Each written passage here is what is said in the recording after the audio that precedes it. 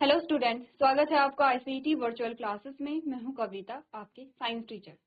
उम्मीद करती हूँ आप सभी अच्छे होंगे और स्वस्थ होंगे। सो क्लास कंटिन्यू करेंगे अपना चैप्टर जिसका नाम है हाउ डू ऑर्गेनिज्म रिप्रोड्यूस, यानी कि जो जीव हैं वो जनन कैसे करते हैं। तो आप बात कर रहे हैं यहाँ पे रिप्रोडक्शन की, और रिप्रोडक्शन में आप समझते हैं कि आपने कहा रिप्रोडक्शन दो शब्दों में अगर विभाजित करें तो आपने कहा री का मतलब होता है पुनः और प्रोडक्शन का मतलब होता है उत्पादन। पुनः उत्पादन या पुनः निर्माण से यहाँ पे मतलब है।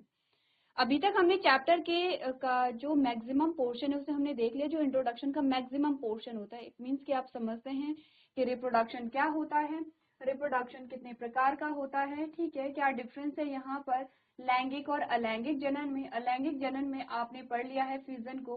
फिजन आपने का दो प्रकार का होता है, binary fission and multiple fission, ठीक है। एग्जाम्पल आपके पास आते हैं, आपने कहा अगर बाइनरी फिजन का एग्जाम्पल है तो अमीबा और पैरामीशियम है, और अगर मल्टीपल फिजन का एग्जाम्पल है तो प्लाज्मोडियम हमारे पास एग्जाम्पल यहाँ पर आता है, ठीक है। नेक्स्ट हमारे पास आता है रीजनरेशन, फ्रेगमेंटेशन एंड रीजनरेशन, जिसका एग्जाम्पल है प्लेनेरिया एंड हाइड्रा। क्लियर है। नेक्स्ट हमें का स्पोर फॉर्मेशन है, जिसमें हम बीजाणु निर्माण के बारे में बात करते हैं, जो आप फंगस में देखते हैं। यहाँ पर ये सारे आपके आते हैं सेक्सुअल रिप्रोडक्शन के टाइप्स हमारे पास आते हैं। अब आता है वेजिटेटिव प्रोपेगेशन। वेजिटेटिव प्रोपेगेशन में सिंपल सा है कि आपने का प्लांट के जो वेजिटेटिव पार्ट्स हैं वहां से एक नया जो पौधा है, नया जो प्लांट है वो बन रहा है। क्वेश्चन ये आता है कि वेजिटेटिव पार्ट कौन से होते हैं, यानी कि आपको समझना ये कि वेजिटेटिव पार्ट्स कौन से होते हैं, रिप्रोडक्टिव पार्ट कौन से होते हैं। तो प्रीवियस लेक्चर में हमने यहाँ पर देखा था, जो प्लांट है, प्लांट को हमने दो पार्ट में डिवाइड किया था, ठीक है, root system and shoot system. अब आपने कहा ये तो आपने देखा है कि जो प्लांट है, प्लांट्स की बॉडी को आपने दो पार्ट में डिवाइड कर लिया है। अगर मैं कहूँ कि जो रिप्रोडक्टिव पार्ट है उसके बेसिस पे अगर आप डिवाइड करें तो आपने कहा stem, root, stem and leave, ये हमारे आते हैं यहाँ पर रिप्रोडक्टिव पार्ट। और फ्लावर यानी कि फूल जो हमारा आता है वो आता है यहाँ पे, हमने कहा लीव, स्टेम और रूट हमारे पास आते हैं वेजिटेटिव पार्ट, ठीक है, कायिक भाग जो हमारे आते हैं। और फ्लावर जो हमारा आता है वो आता है रिप्रोडक्टिव पार्ट, ठीक है। तो वेजिटेटिव प्रोपेगेशन या कायिक प्रवर्धन होगा वेजिटेटिव पार्ट्स के थ्रू या फिर कायिक भागों के द्वारा। कायिक भाग हमारे पास क्या आते हैं, रूट है, स्टेम है एंड लीफ है। क्लियर इतनी बात। अब रूट, स्टेम, लीफ से कैसा, आपने कहा आपने तीनों में से किसी न किसी प्रकार से या तो बर्ड निकल रही है कहीं पे, या आपने स्टेम को काट करके कहीं लगा दिया है, ठीक है। इस प्रकार से यहाँ पे क्या होता है, नए पौधे का निर्माण हो जाता है। बात कर रहे थे हम लैंगिक जनन के बारे में, और लैंगिक जनन क्या होता है, क्या उसके फीचर्स होते हैं। कुछ बेसिक से फीचर्स की अगर हम बात करें तो हमने बोला था क्या हुआ बेसिक फीचर्स में, आपने कहा सबसे पहले तो यहाँ पे दो पेरेंट्स इंक्लूड होते हैं, ठीक है, मेल एंड फीमेल। दो का मतलब दो मेल और दो फीमेल का नहीं है, मेल का मतलब दो पेरेंट्स का मतलब है एक मेल एंड एक फीमेल। फिर आपने क्या, गैमेट, कुछ इस प्रकार की जो कोशिकाएं हैं वो बनती हैं जिन्हें हम गैमेट कहते हैं। आपने कहा एक प्रोसेस हो, ये जो प्रोसेस है बहुत लेंथी होती है, स्लो होती है। फिर आपने कहा कि कुछ प्रोसेस पाई जाती है जैसे फर्टिलाइजेशन, इनिशिएशन आप कहते हैं, ठीक है। जैसे आपने कहा कि अब क्या होगा जब जाइगोट है, एक प्रकार का स्ट्रक्चर बनता है जाइगोट, और उसी से क्या होता है आगे जो नया इंडिविजुअल है वो बनता है। कुछ हमने कहा वेरिएशन यहाँ पर पाई जाती है। अब वेरिएशन क्या है इसके बारे में हमने डिस्कस किया था, बहुत ज्यादा चीजों को रिवाइज नहीं करेंगे क्योंकि हमें क्या करना है, आगे के जो टॉपिक है उन्हें समझना है। सिग्निफिकेंस की अगर हम बात करें, क्या क्या सिग्निफिकेंस आई थी, यही आपको वेरिएशन बताता है। आपने कहा कि सिग्निफिकेंस का मतलब है कि आपको नए कैरेक्टर देखने को मिलेंगे, नए कैरेक्टर देखने को मिलेंगे तो वो इजिली क्या होगी, यहाँ पे सर्वाइव कर पाएंगे, ठीक है। आपने कहा अगर यहाँ पे क्या है इन्वायरमेंटल चेंजेस आ रहे हैं तो आपने कहा कि साथ साथ नए कैरेक्टर अगर इवॉल्व होते हैं तो जो स्पीशीज है या जो जीव है वो इजिली यहाँ पे क्या कर देते हैं, अडप्ट कर देते हैं। इसी के साथ आपने कहा अगर हमने प्लांट्स के बारे में बात की है तो डिजायरेबल कैरेक्टर आप क्या कर सकते हैं, आगे इनहेरिट होते हैं, ठीक है।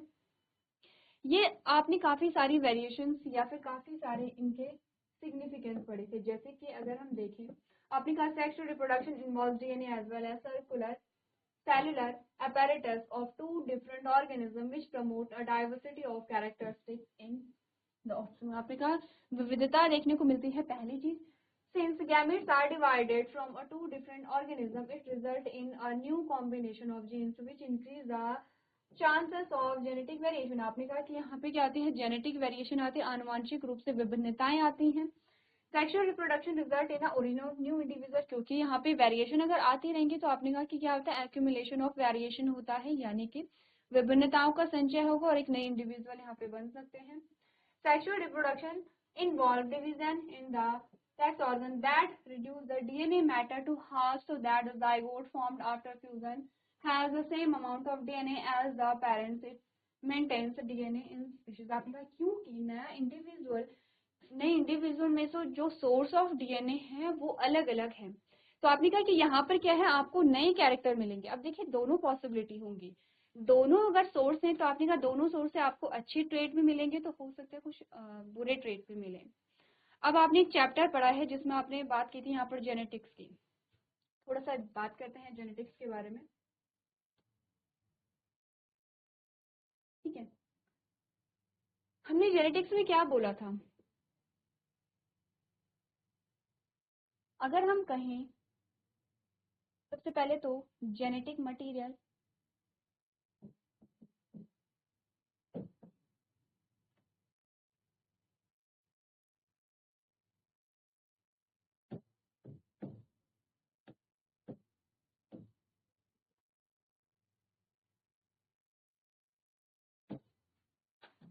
That is DNA. फिर हमारे पास आते हैं क्रोमोसोम। ये सारे टर्म्स हमने तब डिस्कस किए थे जब आप जेनेटिक्स को पढ़ रहे थे। फिर हमने कहा डिप्लॉइड, फिर हमने कहा हैप्लॉइड। सबसे पहले तो थोड़ा इन शब्दों का मतलब आप समझिए,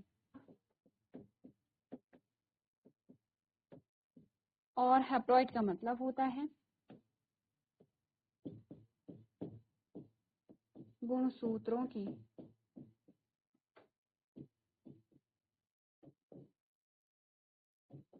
आधी संख्या, ठीक है, क्लियर है। यहाँ पर इन शब्दों को हम डिस्कस क्यों कर रहे हैं, क्योंकि हमने यहाँ पे कहा है कि जब अलग अलग सोर्स है, अलग अलग सोर्स से आपने कहा कि आपको क्या मिलेंगे, कुछ अच्छे कैरेक्टर भी मिलेंगे, तो कुछ हमने कहा कुछ ऐसे कैरेक्टर भी मिलेंगे, कुछ ऐसे जीन्स भी मिलेंगे जो हमारे लिए हार्मफुल होंगे। इसके अलावा हमने और क्या डिस्कस किया था,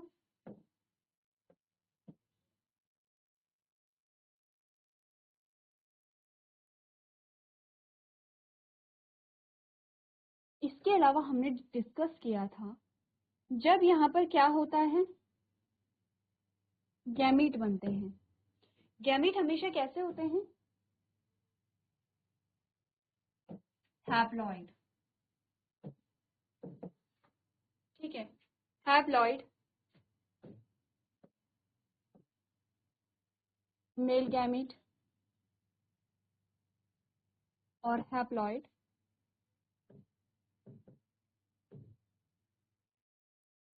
फीमेल गैमीट, ठीक है। हैप्लॉइड का मतलब होता है गुणसूत्रों की आधी संख्या। अब आप जानते हैं कि अगर मनुष्य की हम बात करें तो मनुष्यों में जो डिप्लॉइड स्टेज है, यानी कि गुणसूत्रों की जो पूरी संख्या होती है वो होती है 46। तो हैप्लॉइड का मतलब होता है 23, ठीक है। 46 को हम 23 पेयर भी कह देते हैं, 23 जोड़ा, ठीक है। ध्यान रखिए 23 जोड़े और 23 क्रोमोसोम में डिफरेंस है। तो यहाँ पर हमने कहा हैप्लॉइड कंडीशन में तो कितने होंगे, 23 क्रोमोसोम होंगे। अब ध्यान दीजिए क्रोमोसोम किस चीज से मिलकर के बने हैं, क्रोमोसोम जो मिलकर बने हैं आपने कहा डीएनए से, ठीक है, किससे मिलकर बने हैं, डीएनए से। और आपने पढ़ा है, जब आपने जेनेटिक्स पढ़ा है, आपने पढ़ा है वो पीस ऑफ डीएनए जो आरएनए में कन्वर्ट होता है, आरएनए से आपने कहा ये कन्वर्ट होता है प्रोटीन में, और ये जो प्रोटीन है ये कैरेक्टर, गुण या कैरेक्टर के लिए क्या होती है, रिस्पॉन्सिबल होती है। ऐसे ही जितने भी कैरेक्टर हमारी बॉडी में है, जितने इंटरनल और एक्सटर्नल कैरेक्टर आते हैं आपके बॉडी में, जो भी फंक्शनिंग चल रही है उसके लिए है जीन, क्योंकि जीन ही क्या कर रहे हैं, रेगुलेट कर रहे हैं। आपने कहा हार्मोन अगर रिलीज हो रहे हैं, कितनी क्वांटिटी में रिलीज हो रहे हैं, कब रिलीज हो रहे हैं, इन सब के लिए क्या है, आपके जीन से रिस्पॉन्सिबल है। अब हमने कहा इसी प्रकार से बहुत सारे जीन हमारे डीएनए में होते हैं, ठीक है, और यही जो डीएनए है वो कैसे होता है रैप, आपने कहा इस प्रकार से। ये क्या है, डबल स्ट्रैंडेड डीएनए है, ठीक है, डबल स्ट्रैंड है।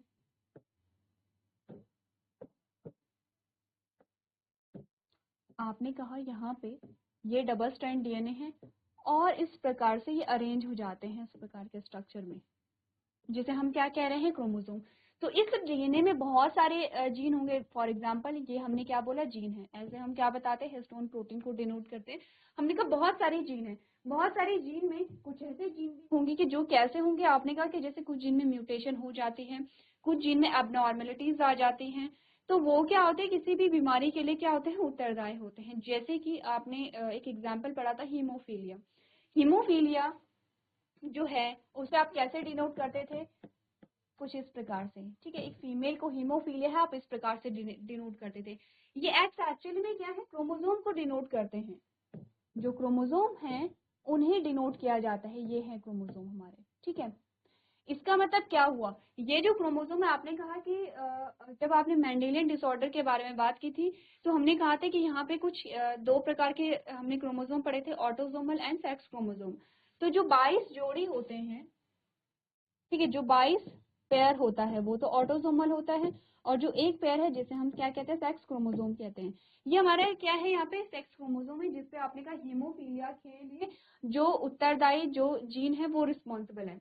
इन क्रोमोसोम पे आपने कहा ये जो एक जोड़ी जो आपके क्या आते हैं, सेक्स क्रोमोसोम होते हैं, इन पे क्या है, हीमोफीलिया के लिए उत्तरदायी जो जीन है वो है। अब अगर हम यहाँ पर देखें, ध्यान दीजिए, अगर हम कहें कि एक फीमेल है जो क्या है, जिसे हीमोफीलिया है, एक फीमेल है जिसे क्या है, हीमोफीलिया है, उसकी शादी हो जाती है एक नॉर्मल मेल से, फॉर एग्जांपल, या फिर एक मेल से जिसे हीमोफीलिया है, ठीक है। अब यहाँ पर जब आपने क्रॉस किए थे, ये क्रॉस भी आप कहाँ कर चुके हैं, जब आपने जेनेटिक पढ़ी थी, ठीक है।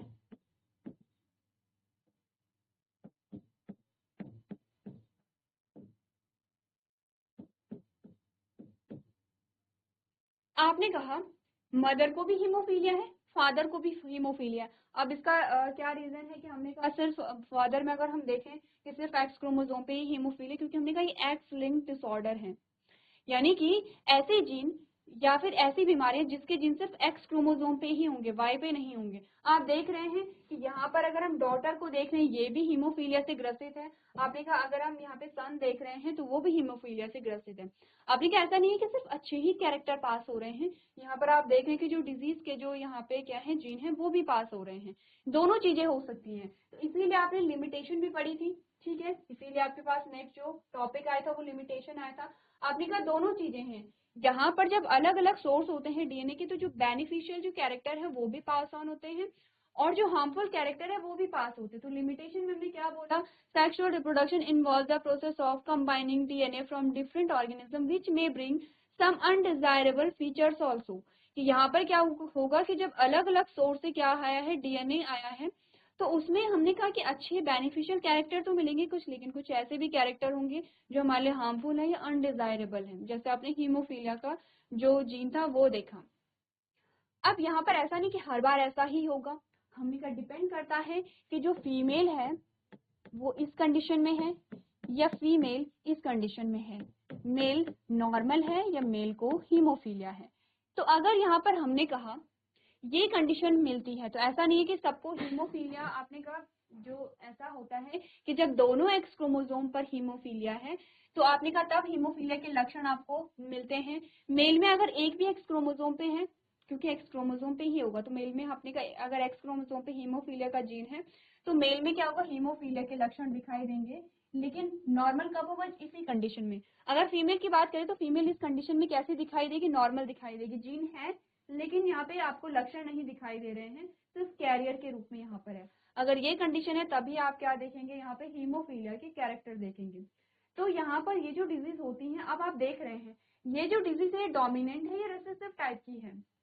हमने कहा कि ये रिसेसिव टाइप की होगी क्योंकि जब ये होमोजाइगस, अगर फीमेल की बात करें तो, क्योंकि जब ये होमोजाइगस कंडीशन में आ रही है तब भी खुद को एक्सप्रेस करेगी, हेटेरोजाइगस कंडीशन में नहीं कर रही है। क्योंकि मेल में सिर्फ एक ही एक्स क्रोमोसोम है, तो इसलिए मेल में क्या करेगी, ये खुद को एक्सप्रेस कर देगी। ठीक है, लिमिटेशन को समझे आप लोग। चलिए, अब हमारा जो टॉपिक चल रहा था, हम बात कर रहे थे कि प्लांट्स में जो रिप्रोडक्शन होता है वो कैसे होता है। डेफिनेशन आपने पढ़ ली थी, हमने पार्ट्स ऑफ प्लांट्स के बारे में बात कर ली थी। ठीक है, एक बार आप पार्ट्स ऑफ प्लांट्स देखिए, उसके बाद हम नेक्स्ट जो लेक्चर उसे कंटिन्यू करेंगे। चलिए, अब हम यहाँ पर डिस्कस कर रहे थे, आपने ये पार्ट्स ऑफ प्लांट्स पढ़ लिए थे। ठीक है, types of flower, types of flower में आपने कहा, टाइप्स ऑफ फ्लावर में क्या है, दो प्रकार के फ्लावर हमारे पास आते हैं। ठीक है, अब मैं जल्दी से पार्ट्स बनाऊंगी क्योंकि हमने पार्ट्स पढ़ लिए हैं, तो आपको समझ आ जाएगा। आपने कहा कुछ इस प्रकार के क्या होते हैं, प्लांट होते हैं। लेवलिंग जल्दी से कर लेंगे। ये आपकी क्या आती है, पेटल्स है। ठीक है, ये आपके क्या आते हैं, सेपल्स आते हैं। कुछ इस प्रकार के प्लांट आते हैं और कुछ इस प्रकार के प्लांट आते हैं जिसमें ये पिस्टिल है। ठीक है, पिस्टिल के बाहर आपने कहा पेटल्स हैं और ये आ गए हैं सेपल्स। या फिर आपने कहा कुछ इस प्रकार के आते हैं जिसमें स्टेमन है, जिसमें पेटल्स हैं और जिसमें नीचे से सेपल्स बनी हुई। ठीक है, ये जो हमारे पास आते हैं पार्ट्स ऑफ प्लांट। हम डिस्कस कर रहे थे यहाँ पर टाइप्स ऑफ प्लांट्स में आपने कहा दो प्रकार के होते हैं, एक लिंगी और द्विलिंगी, जिन्हें एक बार हम पढ़ लेते हैं। क्या पढ़ा है हमने इस बारे में, आपने कहा डिपेंडिंग ऑन द प्रेजेंस और absence of male and female reproductive parts flower can be classified as bisexual and unisexual. आपने कहा कि जो यहाँ पर पिस्टिल और जो यहाँ पे स्टेमन है उसकी उपस्थिति और अनुपस्थिति के आधार पर हमारे पास दो प्रकार के फूल आते हैं, एक लिंगी और द्विलिंगी। अब आपको समझना होगा कि पिस्टिल हम किसे कह रहे हैं और स्टेमन हम किसे कह रहे हैं। ठीक है, दोनों क्या है, फूल के लैंगिक अंग हैं, सेक्सुअल ऑर्गन है, और इन्हीं में क्या होता है, मेल एंड फीमेल गैमेट का फॉर्मेशन होगा, जो हम आगे डिस्कस करेंगे। आपने कहा बाइसेक्सुअल यानी कि द्विलिंगी फूल क्या होते हैं, अ flower that bears both stamen and pistil is called a bisexual और परफेक्ट फ्लावर। आपने कहा ऐसा फूल जिसमें यहाँ पर क्या होगी, पेस्टिल भी है, यहाँ पर स्टेमन भी है, इसे हम द्विलिंगी फूल, कंप्लीट फ्लावर यानी कि पूर्ण फूल या परफेक्ट फ्लावर भी कहते हैं। ठीक है, नेक्स्ट आता है एग्जाम्पल हमारे पास आते हैं, यहाँ पर रोज है, सनफ्लावर है, हिबिस्कस है, लिली है, मस्टर्ड है, इन सभी में पेस्टिल भी होगी, तो यहाँ पे क्या होगा, हमने कहा स्टेमन भी होगा। यूनिसेक्शन में flower that lack one of the male और फीमेल रिप्रोडक्टिव, यानी कि एक ऐसा फ्लावर जिसमें या तो पिस्टिल है या फिर स्टेमन है, दोनों में से एक ही होगा, दोनों नहीं होंगे। इस प्रकार के फूल को हम क्या कहते हैं, एक लिंगी। क्लियर है। अब हम बात कर रहे थे, अगर आपको ध्यान होगा, प्रीवियस जो हमारा टॉपिक चल रहा था, हम डिस्कस कर रहे थे यहाँ पर गैमेट के फॉर्मेशन को। ध्यान रखिए, आप बात कर रहे हैं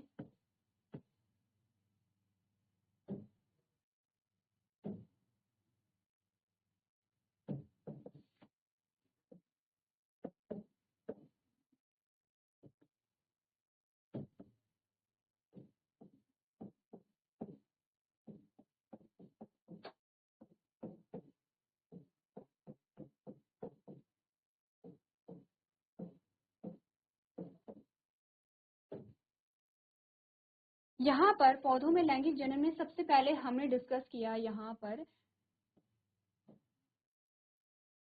सेक्सुअल ऑर्गन ऑफ प्लांट, यानी कि पादप का लैंगिक भाग।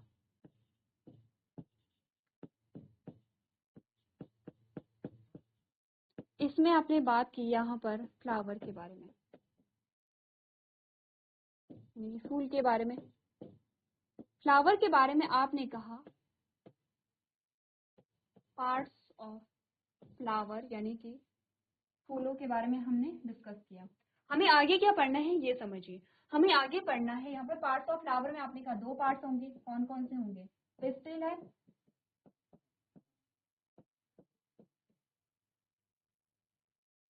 स्टेमन है। ठीक है, हमें समझना है कि जो स्टेमन है उसके क्या क्या भाग होते हैं और उसमें गैमीट का फॉर्मेशन कैसे हो रहा है, युग्मक का निर्माण कैसे हो रहा है, और पिस्टिल में युग्मक का जो फॉर्मेशन है वो कैसे यहाँ पर हो रहा है। तो स्टार्ट करें।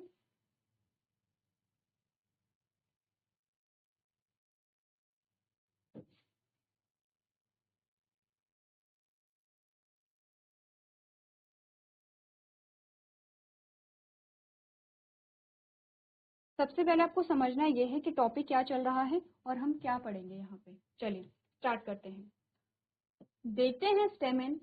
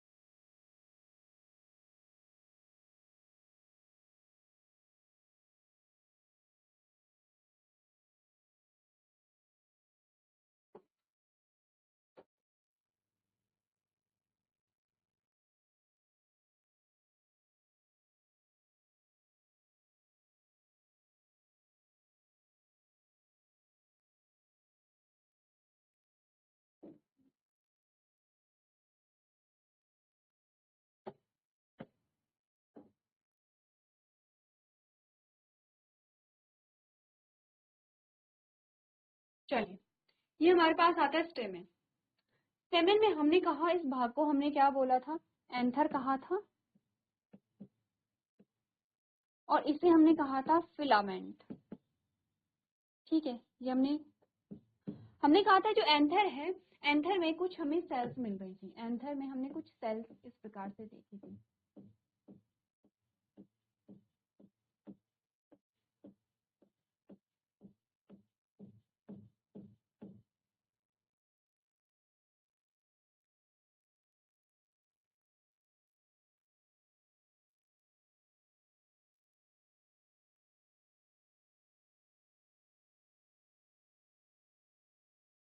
ठीक है, अब हमने कहा कि इनमें से कुछ सेल हैं, इन सेल को अगर हम बाहर निकाल करके देखें, ये एक सेल हमारे पास आती है। ठीक है, इस सेल का जो नाम है वो है माइक्रोस्पोर,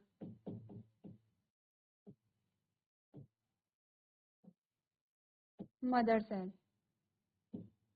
आप शॉर्ट में इसे MMC कहेंगे, माइक्रोस्पोर मदर सेल। ठीक है, हमने कहा इस सेल का, हमने कहा इस सेल, अगर हम इसमें प्लॉइडी देखें तो ये जो सेल है ये कैसी है, आपने कहा ये होगी डिप्लॉइड।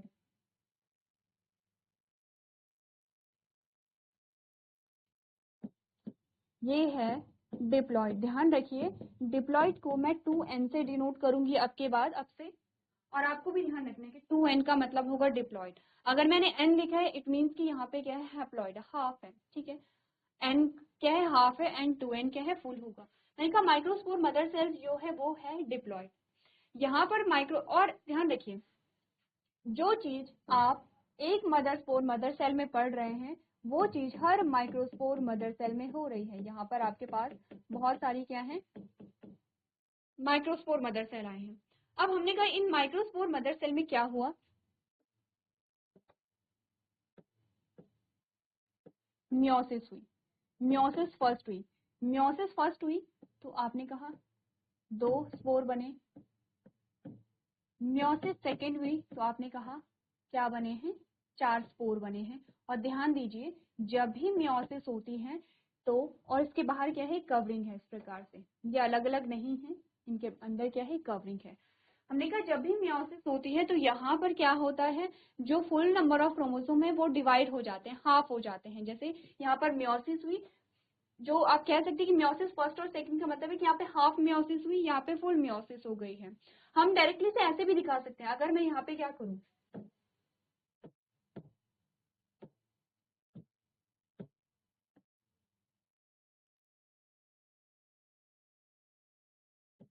अगर मैं सीधे आपको ये दिखा दूं कि मियोसिस हुई और मियोसिस के बाद हमारे पास 4 स्पोर आए, तो आपको ये लगेगा कि जब सेल डिवाइड हुई होगी तो एक से तो 2 सेल बनती है, 4 कैसे बनी है। तो आपको यही समझाया गया है, मियोसिस पहले हाफ होती है फिर फुल होती है, 4 स्पोर बने। अब ये जो 4 स्पोर थे, हमने कहा ये फिर क्या हुए हैं, अब ये हैप्लॉइड है,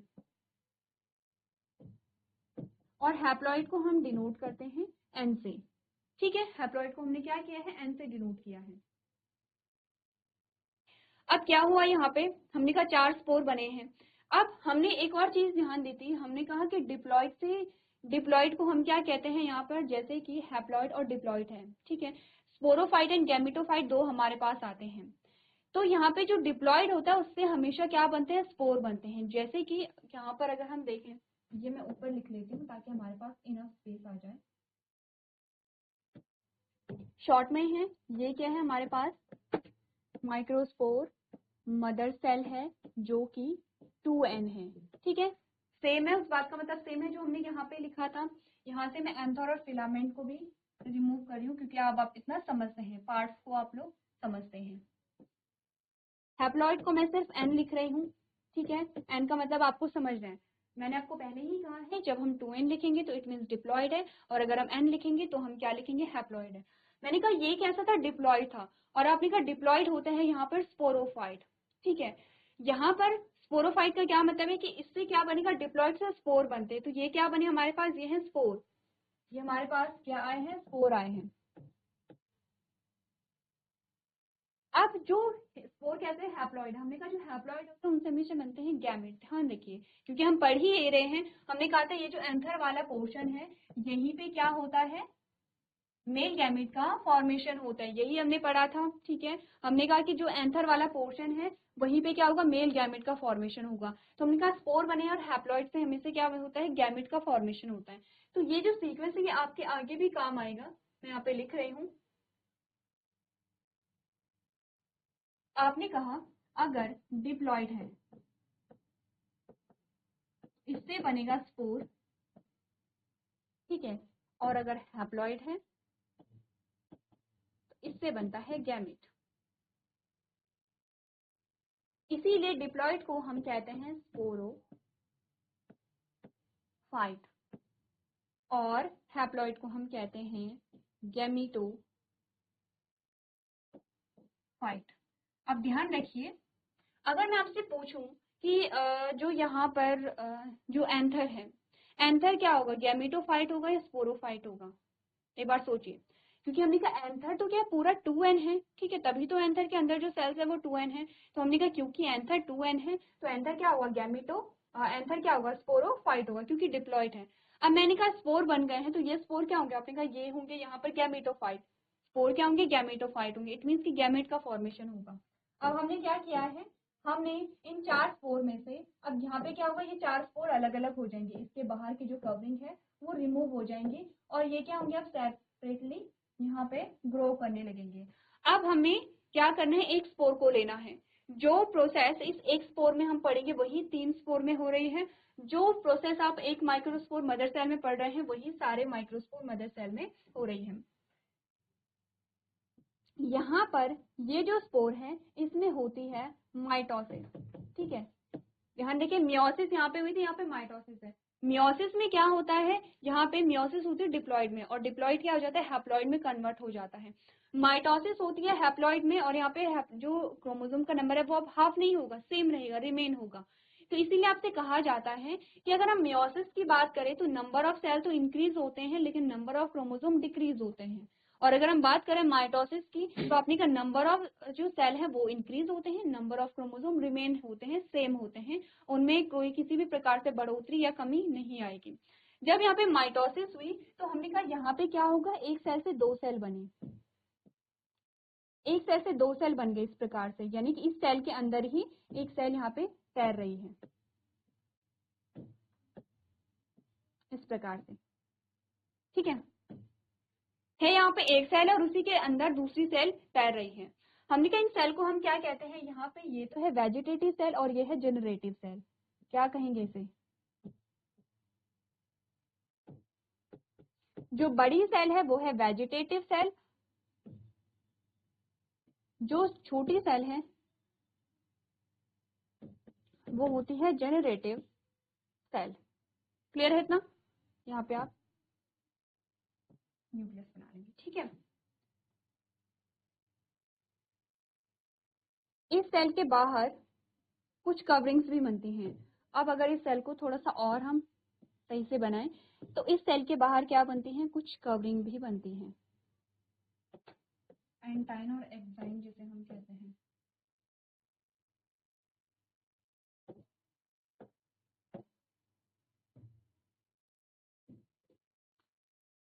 अब क्लियर है, चलिए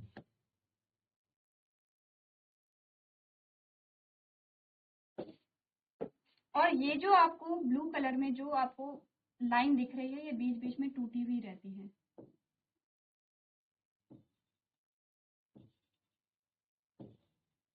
ठीक है, यहाँ पर ये जो ब्लू कलर की आपको लाइनिंग दिख रही है, इसे हम एक्साइन कहते हैं। ठीक है, अंदर की जो लेयर होती है वो एंटाइन होती है। एक्साइन आपको इसलिए बना के दिखाई गई है कि एक्साइन क्या होती है, सबसे स्ट्रॉन्ग यहाँ पे क्या होती है, कवरिंग होती है, किसी भी केमिकल से ब्रेक डाउन नहीं होगी और ना ही ये क्या होगी, डिग्रेड होती है।